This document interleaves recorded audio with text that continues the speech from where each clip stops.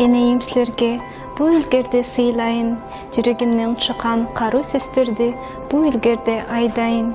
Ак жарыха мени чыгарып, өскүрүп чыдаткан каруу эне, ак сүзүнөн мени эмизип, алхап чыдаткан каруу эне.